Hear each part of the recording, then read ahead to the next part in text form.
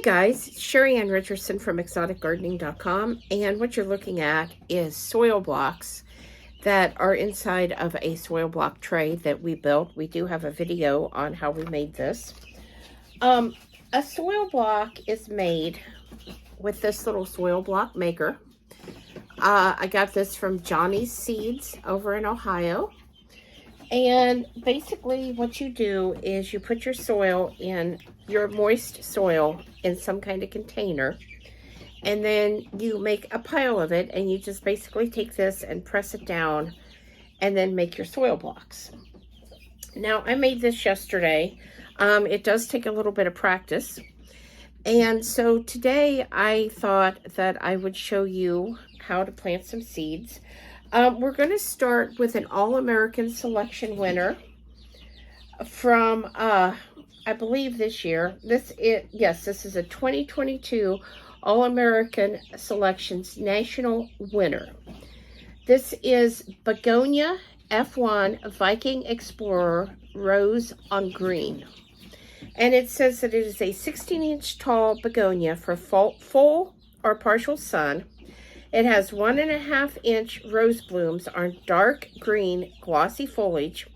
It is 50 days to flower from transplant, and it is recommended 32-inch spacing between plants.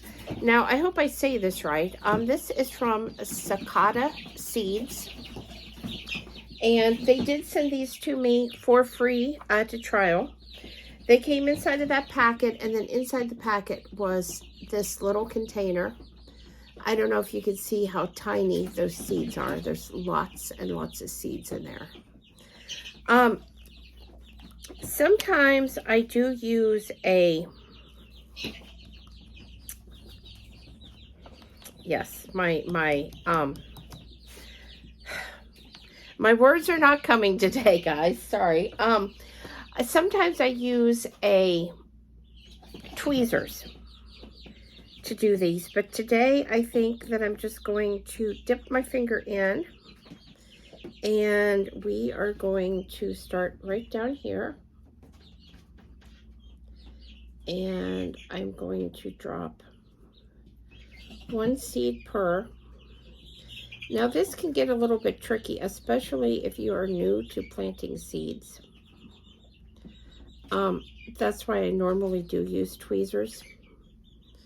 I didn't go get any. Okay, there we go. I don't know if you could see these little teeny tiny seeds. You probably can't. When I'm done, I will try to get a close-up to show you the seeds. Now, another thing that I do, and begonias are going to be easy to transplant. So I feel like if I accidentally put, you know, 2 begonia seeds in one of these little soil pots, that I'm going to be okay. I'm going to be able to transplant that, and it's certainly not the end of the world by any means.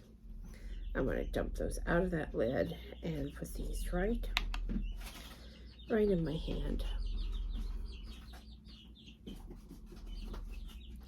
I don't have real good lighting here.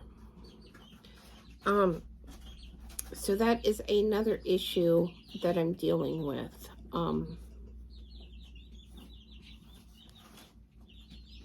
Hopefully you won't have this problem.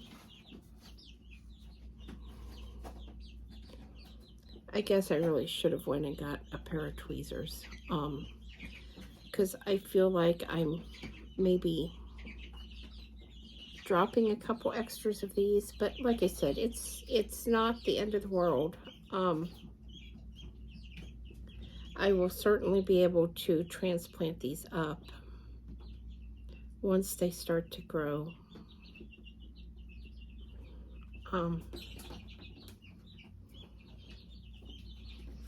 And separate them out and make sure that everybody has their own little soil block as I pot up. Some of the seeds did get crushed a little bit, and as well as they had these packed. I'm not sure what happened. These are unpelleted seed, which is fantastic.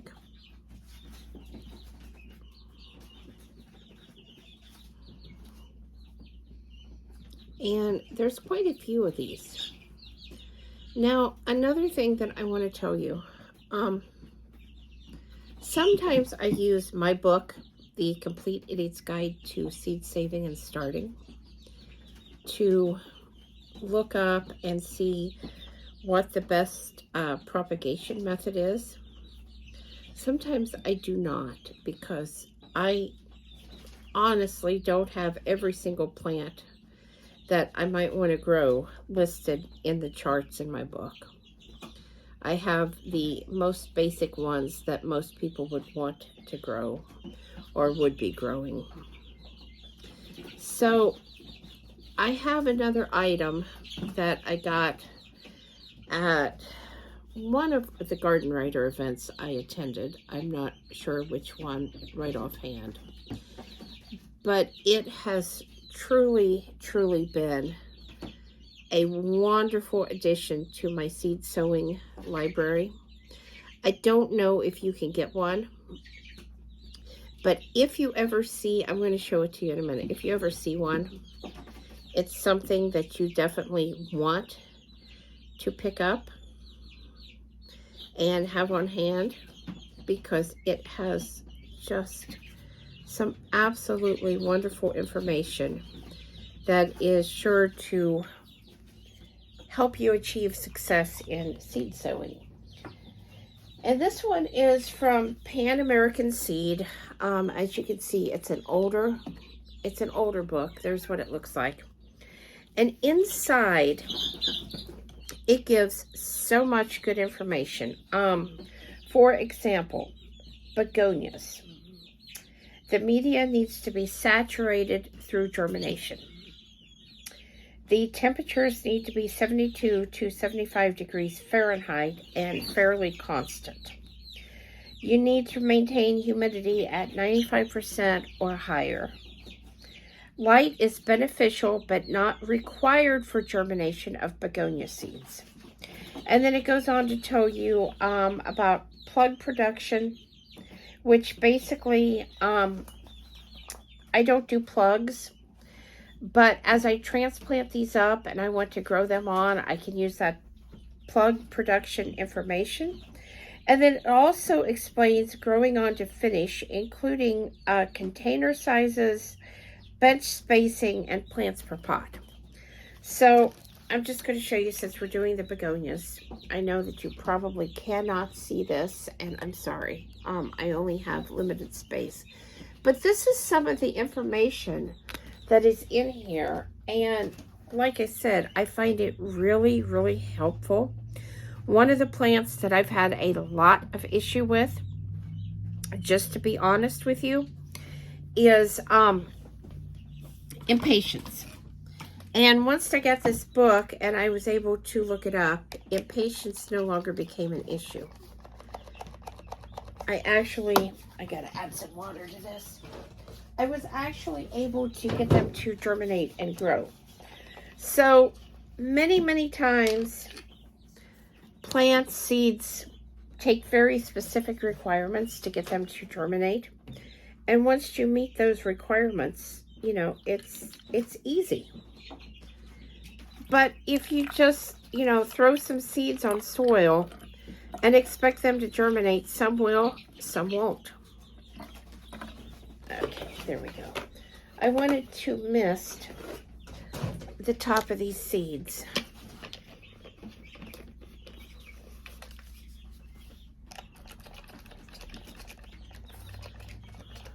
That's not really misting. That's kind of, there we go.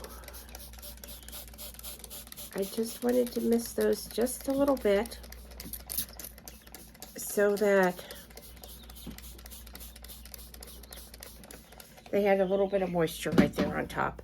Now I will probably cover this with maybe one of the plastic seed trays from the Jiffy seed trays that I buy, just to kind of help hold some of that extra moisture in. I do have a few other seeds that I will be transplanting into here. And I will more than likely take I like to use the plastic blinds and cut them up and use those for markers. So I will probably slide one right in this row right here to divide out the begonias from whatever else I decide to plant. Now I'm going to attempt to bring this a little bit closer because I would really like you to be able to see. And like I said, I don't know because they're just so tiny. I honestly don't know that you could see. There we go. Do you see the little kind of brown spots sort of centered?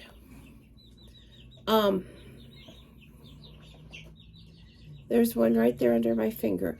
That's what the begonia seeds actually look like when they are in this pot.